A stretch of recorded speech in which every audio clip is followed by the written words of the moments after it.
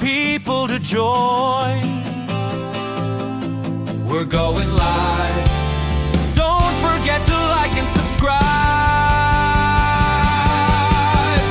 Hutch is almost ready. We're going live. When storms arrive, we go live with eyes on the sky. We stand by your side through the wind and the rain, through the thunder's call. Hutch is weather, we're here for it all. Standing strong with you no matter the storm. Anywhere, anytime at Hutch'sWeather.com. We're live! Now here's Chief Meteorologist. This has been a Hutch's weather update with Chief Meteorologist Hutch Johnson. All right. Hello, everybody. Meteorologist Hutch Johnson here, pushing buttons, and sometimes they're the wrong ones. A blizzard is over in the valley, but we still have some blowing snow across the area. The blizzard took a right turn, Clyde, and headed into southern Minnesota and Iowa tonight. A little bit on the unexpected side of things. We'll talk about what's going on right now. Another round of Friday snow with another fast-moving system that will be working its way through. Thanks for watching. We're going to talk right now. I have a full slate of forecast facts, asking you for some help as well. It all begins right now. Now, a Hutch's weather update with Chief Meteorologist Hutch Johnson, brought to you by Robert Gibb and Sons. Okay, thanks so much for being with me and trusting me to have your weather information and keep my eyes on the skies for you. I truly take it to heart. A few things I want to ask you for. Now, the snow system made its way through. Certainly the heaviest of the snowfall was along the northern tier. So far, I've seen one snowfall report, and I'm going to ask you now in the comments section, if you've had a measurement, if you've had an estimate, give us a measurement, go average a couple spots, drop it in the comments below. After we're done watching this video, go out there with the ruler. It's cold. It's getting colder too, but measure a few spots not in the biggest drift areas and come back with some measurements and pass them along. I'll pass them along to the National Weather Service. We'll look at some snowfall reports. And also I want to ask you in the comments section, did you drive out there today? No judgment here, but did you drive and how bad was it? So at the end of some of these blizzard warnings, oftentimes we hear that wasn't so bad. But folks, we had 72 to 75 mile per hour winds recorded in our immediate area, and we did get some peak gusts here in the valley over 50 miles per hour. That wind was screaming, and it lasted for the better part of the day. So quite a storm we had. Here's a look at the radar right now, and as we see in the Twin Cities area, things are wrapping out of that area and heading on into parts of central Wisconsin. So from Eau Claire down towards the Madison area, which we'll be seeing the system spin through, you can see this counterclockwise shape to the radar returns out there in Wisconsin. That secondary low, if you will, spinning its way through that area. Look at what's going on here. We got a snowfall report. We may as well take a look. Up not far from the old Bayfield area and the Apostle Islands. 3.5 inch report there, and I did hear of a report somewhere around 5 inches up in that Lake of the Woods area. So again, if you have a report, pass it along in the comments below. So that's what's left of our storm. Here's a look at the warnings. We'll go over what's going on with those. Here's what's happening now. The light blue shade that you see up here in Grand Forks and the, well, Trail County area, that is a cold air advisory overnight. It's already cold out there with that wind. The wind chills are pretty nasty. This is the winter weather advisory that basically replaced the allowed to expire blizzard warning for the blowing snow that continues up and down the Red River Valley counties. Well, winter weather advisory from the Walker area, Little Falls area, Brainerd area, all the way out towards northern Wisconsin right now. And then we still have what is left of the blizzard warning. So this is Mankato. This is our friends down in Forest City, Mason City, and on out towards Waverly. Now, when you get into the Iowa side of the border, the blizzard warning does continue down here for you folks as well, Decorah as well, and then down to the south of you from Webster City, straight out to Marshalltown and Davenport to Dubuque. all in a winter storm warning in red. So that is an area where things really exacerbated. So we do have some road conditions and updates for you here locally. I'm going to go through that right now so you have the latest, because there have been changes, and it's been changing and evolving throughout the day. Trying to keep up with that's hard, but you can do that on Hutch's brand spanking new weather app, where we keep all of the road information right at your fingertips, along with snowfall models on a page I call the road conditions page, brought to you by my friends at OK Tire. So now let's take a look at those road conditions. We're going to start first in North Dakota. Here's what's going on. We had I-29 closed, but now we've got some good news to report. There is one quadrant of the state up here in the northeast quadrant that still has a no travel advisory that has been continued by the Department of Transportation. We still have some incidents out here with these W's that you see on the map, indicating that there's problems. There's a crash on US 81 North. That's causing problems out there. And then we've got another one up here that says, oh, we got a warning on North Dakota 66 that we've got snow drifts blocking the roadway. So still some terrible trouble up here. More snowfall, plenty of wind, and more prolonged snowfall causing more impacts. Look at Walsh County. We're seeing Grafton, Lankin, Park River rather, quite a bit of activity out in that area and keeping roads on the icy and dicey side. A quick look at a couple of these cameras do show that progress is being made. So please stay off the roads. But the roads are now open, but difficult travel, and we don't want people getting stuck or slid off the roads in weather like this. Now let's take a look at our friends in Minnesota. We still have closed roads up there. You see all these minus signs there? That's where the roads continue to be closed. By the way, if you see pink, those roads have complete coverage of ice and or snow. The blues, partial coverage, and in the purple areas, you kind of can get a peek of that. Up in northwest parts of Minnesota, from Crookston and on in towards Grand Forks through Fisher, that area is in a no travel advised area. Beltrami received the biggest gust that I saw in our immediate region today of over 70 miles per hour. That's near hurricane force winds. Hey, Beltrami, thank you for sharing photos. We'll get to those a little bit later, but I saw some neat ones from out that area. Because when you're outside looking at it and you're warm, that's neat.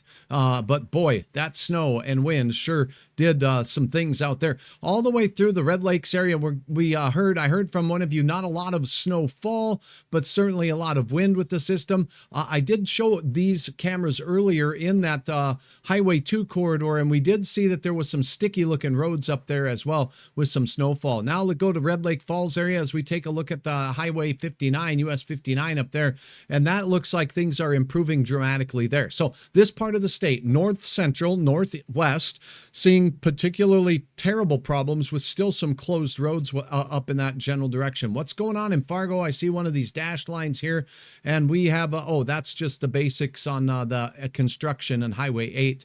Or excuse me, 8th Street in Maine there, that's been under construction. So roads in green are seasonal. That's not too bad. But if you're driving out of Fargo North, anything on Highway 9 North, that's problematic. When you get out here on 34 and out towards Heideland Lake or whatnot, they're reporting some coverage on area roads in that general vicinity as well. Now in south central Minnesota, things have really gotten rough and tumble. This really was not predicted by any of the models for this storm to get this strong in southern Minnesota. But what happened is it split, it spun around the base, and boom, Shaka and Laka, we got us a bad situation south of the cities. I-35, you see this solid line of cameras down there. The dashed lines, by the way, where we see these little polka dots on here, do you see that? That represents that we have visibility under around 1/10 of a mile in different places. So it's terrible visibility, terrible road conditions out there, and very icy. And it's good to see we don't have a lot of traffic on I-35 out there. Going out towards, this area, let's go in towards the Mankato area, and we'll take a peek at roads there. It looks like the windiest of the wind and the snowfall has wrapped out of your area, as we showed you on the radar, so that's good. But we still have impacts on area roads, completely and considerably icy and difficult travel conditions, to say the least. And just to verify this for you, that when you see the dots on the road, it indicates the visibility is less than a tenth of a mile at times. So those areas have been really struggling. And that's what we got here in North Dakota and Minnesota. There was a no travel advisory for the better part of the day in South Dakota in the northeast quadrant. And to update you, that has been pulled now and things are on the up and up there. We still see some pink areas on the roads, meaning snow and ice coverage on the road surface there. But that is indeed one thing to keep in mind. So thank you so much for all of you that are sticking with me here. Let's talk about what's coming in the forecast here. Let's look at peak winds today in our region, measured by the North Dakota Agricultural Weather Network here, or NDON. We had 60 to 70 mile per hour winds in southwest North Dakota. The purple you see here, 50 to 60 mile per hour winds scattered through the James River Valley, the Devil's Lake Basin, and the Red River Valley. Now, if you go through western Polk County, this is where we did record a gust earlier today of 70 plus miles per hour at the Beltrami stick out here. 54 is what they measured on the NDON network station there. So even though these stations are not that far apart, gusty winds can do that. The wind steers around in a certain area, goes around obstacles, and back up into the sky it goes. And that's how this wind measuring goes. So it's not just one solid wind speed that we had, it's these gusts. Terry says husband's driving 29 in South Dakota. Roads are good. Very little ice or snow. That's fantastic. Once you get into South Dakota and get south of, say, Sisseton, things do start to improve the way things go. So that is a look at what we have going on. Now we're turning our attention back to the nowcast here. We've got cold air and snow in the forecast. So let's start with what's going on with this snow. Number one. On Friday, we'll have a system coming at us from the west, a progressive pattern here with one after the other. We get a break overnight and another shot of snow. So this isn't nothing to do with today's blizzard, although it doesn't look far off from what we saw in the blizzard forecast. Similar areas impacted. Highway 2 and points north. We'll show you the hour-by-hour forecast here to time it out for you, but I do think we'll have a solid chance at a trace to an inch here in the southern part of the valley in the I-94 corridor, and that will ramp up, to around 1 to 3 inches, isolated more as we go through the oil patch in north central parts of the state. And again, northern Minnesota, a chance for you to see a good solid inch or two of snow out of this system. Quite a weather day for sure. Indeed it was. Brian, thanks. I parked cars. That's a good idea. That's one way to spend the day. Wow, that does not sound like a lot of fun because the weather outside was a little on the frightful weather side. So we do have some measurable snow coming, and it's going to come first with snow because we're in a cold air pool, but we have a warm front moving towards us. So once the warm front moves through, shazam, we might get some mixed drizzle, freezing drizzle, and then it warms up. So let's go to the hour-by-hour forecast on this particular system, and here we go. For the Northern Plains, as this system works its way through, it's going to start out to the west, and by morning, you will already notice the impacts thereof of this next Alberta Clipper, and actually it'll be a warm front that'll be progressing your way. So notice a couple of things. The tight isobars, the close together isobars are relaxing now. The snow moving out now. So we're going to have quieter weather with decreasing wind overnight from west to east. Clearing skies and cold temperatures are on their way. Brutal cold. We'll get to the details on that in a second. Here is how we start our morning as we head towards 4 to 6 a.m. The quiet winds, the fresh snow, and also the clear skies are going to allow our temperatures to drop down to pretty ridiculous low readings. I think 10 to 20 below is going to be good for most areas, but some of you with deeper snow up north are going to get even colder. So Roseau County, Lake of the Woods County, Northern Beltrami County, Couchiching County up here in that area, I think you folks are in store for some 20 to 25 below air temperatures first thing in the morning. Maybe even a little cooler. Do I dare say about a 30 below is possible? Yes, it is. Clear high pressure on a cold night with fresh snow is a perfect combination for some mighty chilly weather. Morning, mixed precipitation in the big sky country of Montana. So here's the cold air pool. Snowflakes riding over the top of it don't melt and they fall as snow.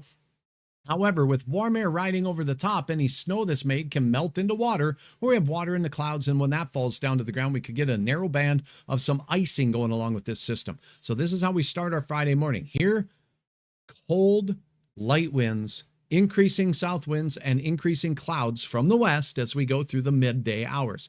Here's your lunchtime. We'll have clouds, a few flurries here in the Red River Valley, a narrow and somewhat heavier band of precipitation working its way south. We didn't see much measurable in this area as we work our way through, and our wind will still be southerly as it works its way through. This is the warm front coming through. Usually warm fronts move fairly slow, but this is a progressive system. So I don't think we're going to get hot here, but we're going to go in the right direction as we go through. Now, putting this into motion for you here, when is the best chance at a little bit of snow here in Jamestown? It looks like around noon. And Devil's Lake, it looks like around noon. Maybe flurries, but certainly increased clouds here. Then as we head towards 1 to 2 o'clock, it'll be making its way through the Red River Valley and some snow showers up here in northwest Minnesota to add insult to your injured roads already. Here's what happens late in the day. We warm up from bitter cold temperatures in the morning, and then boom, back we get slapped with these northwest gully washers out of Canada, and it's another cold front. So we'll have a narrow band of sharp precipitation along the cold front boundary. Your wind is going to shift from southwesterly to northwesterly, and then it's back into the cold air dungeon that we go, sliding down the old pole because it's so slippery and icy. And we'll have another shot at a chance of some overnight snow after dinner. We're talking about 8 to midnight here, just a quick little shot of snow. So again, midday, mid-afternoon, evening snow showers, and then the cold front whacks its way through as we go through the night. Cold northwest winds into the overnight carry us into your weekend with more roller coaster weather in store after that. But it does look like we see a quieter trend as well. So how about those digits? Get your questions ready. Drop a comment. Let me know if you measured some snow out there. Thank you, Oren, for your wonderful comments. It was a busy day for sure, and I appreciate you spending some time with me and trusting me with your weather information. Now, this was just one model. I will show you another model real quickly. I'm just going to dash this one across the front of the screen here to show you both the models. Many of the models are concurring. We're going to have a band of snow in the morning out west. By the midday hour, it's moving into the James River Valley and the Devil's Lake Basin. This one has a sharper band of heavy precipitation with it as well as some strong south winds and a narrow band of icing as we go through. So we'll show you that snow forecast once again and the icing forecast. Heading into the 8 o'clock hour and beyond, boom, cold front moves through, wind switcheroo, and a frigid close to your Friday night. So that's how things are looking. Now, when we take a look at the snowfall or ice amounts with this, let's go ahead and look at the freezing rain from this little model. It's going to be in a narrow little band area. So not all of us are going to see it, but there could be some drizzle and rain as it warms up. So how warm are we talking here, Hutch? Let's get to your snapshot forecast in the morning. Here's what you can plan for. How about nice 30s after ripping winds hit 90 miles per hour in parts of Montana? Devastation all over the place in the state of Montana, from what I'm hearing, with a lot of damage from those winds. Trees downed, vehicles overturned. Someone stated it like this, and I'm paraphrasing here, but rolling down the highway, there were vehicles in the ditch and semi-trucks tipped over all over the place. Well, with 90-mile-per-hour winds, that's not out of the question. So here we're going to have south winds warming things up, no winds allowing us to get cold. 14 below Fargo, 19 below. These are air temperatures, not wind chill. You get into some of the deeper snow areas, and I think 20 to 30 below is going to be a distinct possibility up in War Road area, up in, well, let's just say Roseau County, Kitson County, much of Marshall County, Minnesota there. Seeing pictures from you guys, which I'll share in a second. It looks looking cold. So wind is variable direction, 0 to 20 miles per hour. Lowest speeds here, higher speeds out to the west. And there's your morning snow and mixed precipitation. By the time we get to 3 in the afternoon, that's moving into and through the valley off into parts of western Minnesota. The warm air is on our doorstep. We warm up to around 12 degrees in Grand Forks with your fresh snow. And then we go up to 19 in Fargo. We have a south wind that'll be shifting and becoming westerly, and then eventually, northwesterly as we head toward the late evening hours. So the afternoon, late afternoon and evening will bring some changes to our weather. We never really warm up too much in parts of Minnesota during the daylight hours. At night, there's a chance, but I do think will be fairly cloudy and foggy. As I'm speaking right now, I'm watching the blizzard warning cancel in Minnesota. It's over. The warning is done. Now we are free of any blizzard warnings. Please disregard the 70-mile-per-hour wind. That was a typographical error on Hutch's part there. We're going to have winds 20 to 33 miles per hour as this system moves through and brings those northwest winds our way. Now, back to the business. Let's go. We got Friday, cold in the morning, 14 below with wind chills around 40 below zero out there. Have that survival kit. Watch for icy roads. We will still have impacts. We'll keep you apprised. 21 by the late afternoon and early evening hours. Good to see you, Rita. Thank you for joining. Then as we head into Friday night, the winds become northwesterly and temperatures fall to 12 by Saturday morning with wind chills that'll be pretty biting, and we'll on our way down to near zero as we go into your Saturday afternoon behind the system. Fargo, another half inch of snow or so. Up north, we could see a little bit more. Isolated places could see an inch or two. Now, as we go into Sunday, we're cold again Sunday morning, and then we start a warming trend and a quieter trend of weather. And I'm very excited, elated as a matter of fact, to report that we should have a quiet week as we celebrate the Christmas holiday, Wednesday and Thursday. Temperatures climbing towards 30. That's above average. And by the way, I don't know if you want to grab your kazoos and your tambourines and all of those things, because on the 21st of December, who knows what that is? Drop it in the comments. We're going to be celebrating, because after the 21st of December, what happens? You can answer that for me in the comments. But for now, I'll tell you what, there's good things ahead for us. Now, I do want to thank everybody for sharing photos. I'll go through a couple of those very quickly here. On the photo upload page on my website, you can peruse through some of these right now. But essentially, we had wind, we had snow. Here's Pembina way up near the border. You can kind of see how the drifting just cemented the car into the driveway here. Thank you very, very much, Nixon, for sharing this in the Pembina area. This is Thursday, 8 p.m. Look at the drifts, cemented the car in, and definitely some terrible, terrible snow that was impactful there. And this is what it looked like. Wow, in Pembina as well. Nixon, thank you so much for sharing this at 6 p.m. before the sun was setting. Sky was clearing. But look at that drift. It's just the artwork by Mother Nature there, and an ocean of snow with those drifts looking like waves. And that's how we treat them when we measure them. Thank you so much, Nixon, for uploading your photos via the app and on my website. Now, here's the view from the Grandin area. Look at this. Okay, those snowmen are not the ones in the yard. Those, I think, are pasted the window, but that's a whiteout behind there. Grandin, thank you so very much for sharing the photo. I do not know the name on this one. It wasn't given or provided. It just says whiteout in Grandin, and I believe that. So thank you very much. Is this at the high school? Because it says HS. Either that or that might be the person or individual who uploaded. Thank you so very much. How about Beltrami? A wind gust on Highway 9 out there of over 70 miles per hour did some artwork of its own, carving the snow into really delicate looking, I don't know, artwork out there in Beltrami. So thank you so very, very much for uploading this, Larissa. Much appreciated. And there's another one. This looks like, is that a birdhouse? No, that's a lamppost. Okay, so looked like a birdhouse at first, but that lamppost is just shredded with snow and peeled on the downwind side of it. It kind of stuck there. That's really cool stuff out there. Drifting on the outdoor lantern even as the storm moved through. There were plenty of videos that were uploaded. I'm having problems with my video playback engine right now. That's in the shop, and the hood is lifted, and they're getting the valve job done. Look at that old windmill out there. Pam in Judd, North Dakota shared this one. Hopefully that wind to the damage to the windmill wasn't from today's storm, but it sure could have been. Although that looks like that windmill has been around for a little while. Pam, thanks for sharing your photo. So zero visibility in outdoor places. This is downtown Fargo, right in town. And you cannot see, you can see about 2, maybe 3, maybe 4 city blocks out there for the headlights are in there. But even in town, the visibility got poor. Amber, thank you so very much for uploading your photos as well. How about Bemidji? Jake Lindgren, thank you very much. Look at this nonsense. I can't even see the snowbank behind the snow. That's right. It was just terrible out there. South shores of Lake Bemidji, Babe and Paul are somewhere in the background. It says, do you see them? Look closely.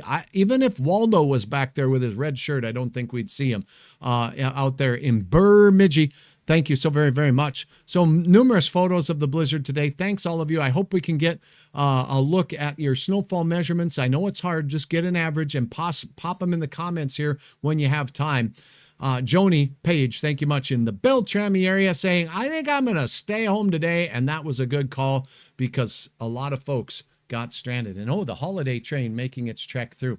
Isam, thank you for joining. It's a pleasure to have you here as always. Gene, thank you. Winter solstice, that's a winner. Ding, ding, ding. In the comments, that happens the 21st in the morning, and that is the day with the least amount of sunshine through the entire calendar year. And that means every day after it, we're going to get a little bit more sunshine each and every day. Doesn't mean we're going to warm up, though, unfortunately. Days get a little longer, says Dustbusters. Thank you very much. You are absolutely right. The daylight hours get longer. We start gaining light. Good job, Adam. Good job, Mary. Thanks for playing along with me, and thanks for the thumbs up on everything. That is a look at your weather. I'm meteorologist Hutch Johnson. Let's go ahead and take a look at the temperatures right now, and then we'll wrap this thing up. Here's a look at the latest. It's cold air diving southward. We're on our way to the 10 to 20 below category for many, and I do believe we'll see a 30 below up in northern Minnesota where the fresh deep snow is. Here is a look at your temperatures right now, and then we'll take a look at those wind chill values.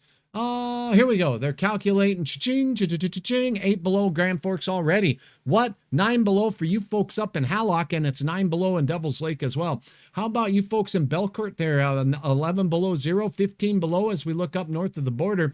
Winnipeg, 11 below, 15 below in Langdon. Roseau, 9 below.